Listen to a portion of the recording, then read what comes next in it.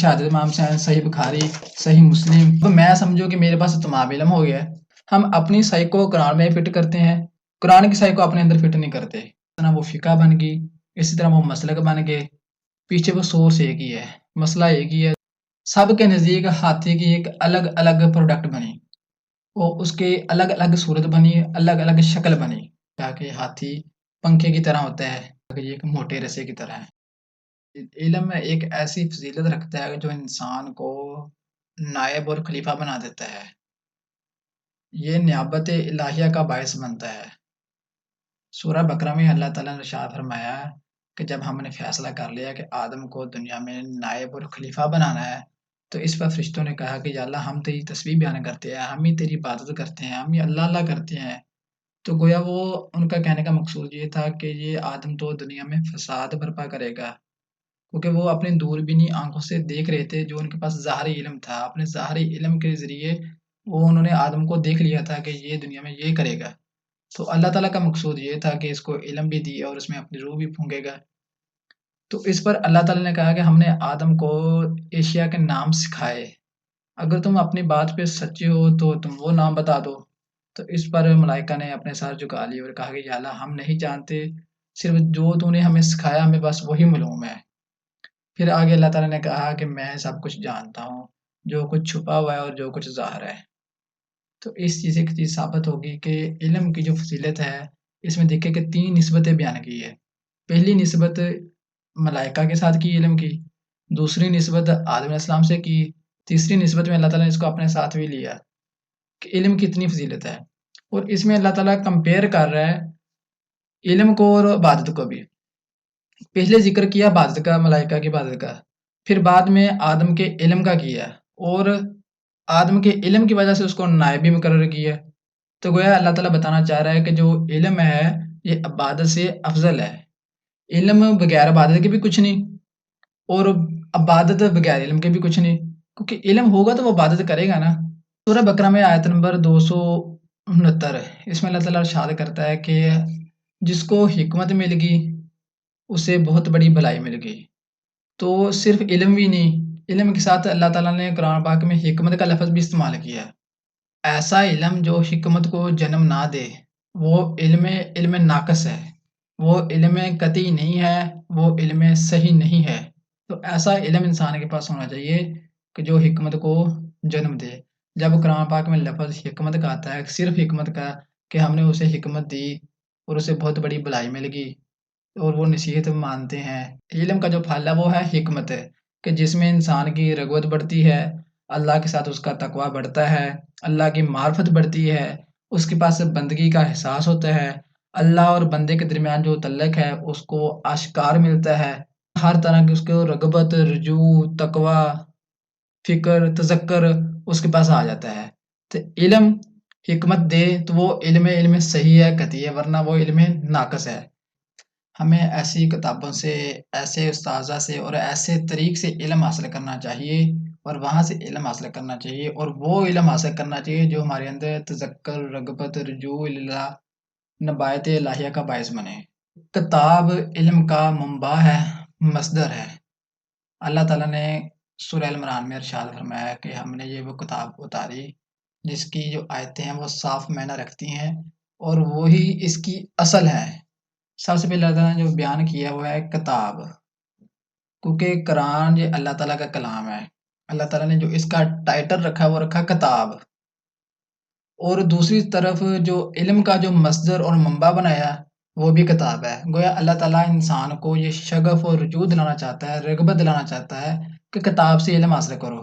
کتاب گویا یہ ایک طرح کا اس کا مصدر ہے اور منبع ہے علم کا، تو منبع علم کو بھی کتاب کے ساتھ جوڑا اور قرآن کو بھی کتاب کا انعام دیا ہے۔ ذالک الکتاب، کہ یہ وہ کتاب ہے جس میں کوئی شک کی گنجائش نہیں، اور جو ہدایت ہے متقیوں کے لیے، کہ کتاب کے ساتھ اس کو مختص کر دیا، متصل کر دیا، اور ٹائٹل رکھ دیا کتاب، جس میں کوئی شک نہیں۔ اب شک کیا ہوتا ہے؟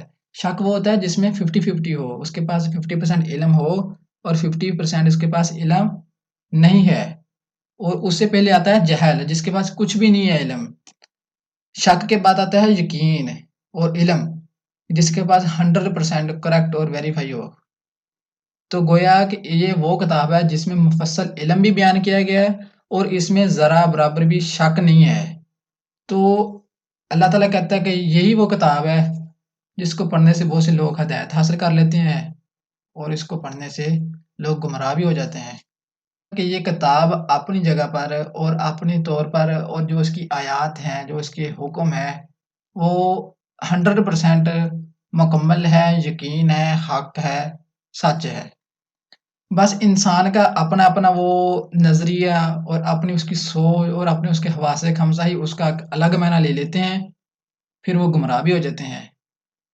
سورہ عمران میں اللہ تعالیٰ بیان کرتا ہے کہ یہ وہ کتاب ہے جس کی آیتیں صاف معنی رکھتی ہیں اور یہی کتاب کی اصل ہے، اس کی اصل ہے۔ تو گویا کہ جو صاف معنی رکھتی ہیں، جس کو ہر انسان آسانی سے سمجھ جائے، اس سے ہدایت حاصل کر لیتا ہے۔ اور آگے اللہ تعالیٰ کہتے ہیں اس میں کچھ متشابہات والی آیتیں ہیں کہ جن کے صاف معنی ظاہر نہیں ہے اور اکثر لوگ ان معنی میں اپنا معنی ڈالتے ہیں کیونکہ وہ صاف واضح معنی نہیں ہے، تو اس میں وہ کنجوسی کرتے ہیں، اپنی ایک رائے، اپنے ایک قیاس ڈالتے ہیں، تو اس طرح یہ مختلف مختلف فرقے بنتے ہیں، لوگ کچھ گمراہ بھی ہو جاتے ہیں۔ فرمایا کہ اس کے اصل معنی اور اس کی حقیقت اللہ تعالیٰ جانتا ہے، اور اس کے ساتھ ملا دیا ہے کہ وہ لوگ جانتے ہیں جن کے پاس رسوخ اور تیقن ہو۔ اس آیت میں بھی اللہ تعالیٰ نے ان اہل علم کے ساتھ اپنا بھی ذکر کیا ہے۔ اللہ تعالیٰ جانتا ہے اور پھر وہ لوگ جانتے ہیں جن کے پاس رسوخ ہو اور تیقن ہو، جو اس کی جو اصل ہے، اس قرآن کی جو عام معنی دیتی ہے، وہ اس کی اصل ہے جو سیلف ایویڈنس ہے، جس سے انسان محکمانہ طور پر معنی حاصل کر لیتا ہے۔ علم کی شان ہی وہ ہے جو شک کو دور کر دیتی ہے، تو یہ قرآن شک کو دور کرتا ہے۔ اب بات آ گئی ہے کہ اسی سے لوگ ہدایت بھی حاصل کرتے ہیں اور اسی سے لوگ گمراہی بھی مول لے لیتے ہیں۔ تو قرآن تو اپنی جگہ پر وہی موجود ہے، تو قرآن کی آیتیں اس میں شک اور ظن نہیں ہے۔ سمجھنے والے وہ ایک شک کے زمرے میں بھی چلے جاتے ہیں جس میں 50% ہوتا ہے علم اور 50% نہیں ہوتا ہے، جو متشابہات والی آیتیں ہیں، اللہ تعالیٰ نے خود کہا ہے۔ پھر اسی طرح کہ جب علم کے سورس ہم دیکھتے ہیں کہ علم کی جو سورس ہے وہ سب سے پہلے ہے حواس خمسہ، اس کے بعد پھر وہ عقل آتی ہے، پھر وجدانیات آتی ہیں، پھر متواترات آتی ہیں، پھر الہام آتا ہے، کشف آتا ہے، خواب آتا ہے، پھر وہی، پھر کتاب، مختلف سورسز ہیں۔ سب سے پہلے ہم بات کریں گے حواس خمسہ کے بارے میں۔ جو انسان سنتا ہے، دیکھتا ہے، محسوس کرتا ہے، وہ عقل اس کو ریسیو کرتے ہی عقل کے پاس جاتا ہے، عقل اس کو پروسیس کرتا ہے، وہ آرگنائز کرتا ہے، پھر وہ ایک پروڈکٹ بناتا ہے، پھر اس کی تصدیق کرتا ہے، اس کے بعد وہ علم بن جاتا ہے۔ تو جو عقل ہے یہ خود محتاج ہے کس کی؟ حواس خمسہ کی۔ یہ تو دماغ کا ایک کنسیپٹ ہے کہ یہ حواس خمسہ کا محتاج ہے، یہ دماغ اس کو ہی پروڈکٹ بنائے گا جو حواس خمسہ نے اس کو دیا ہوگا، جو دماغ نے ریسیو کیا ہوگا حواس خمسہ کے ذریعے، یہ اسی کو پروسیس کرتا ہے، اس کو آرگنائز کرتا ہے، پھر اس کی پروڈکٹ بناتا ہے، پھر آگے وہ علم کی مرتبے میں جاتا ہے۔ عقل اس کے الگ بھی ایک اور ہے، عرف عام میں ہم اس کو بھی عقل کہتے ہیں، لیکن عرف عام میں عقل ایک اور چیز ہے جو اللہ تعالیٰ نے انسان کو دی ہے۔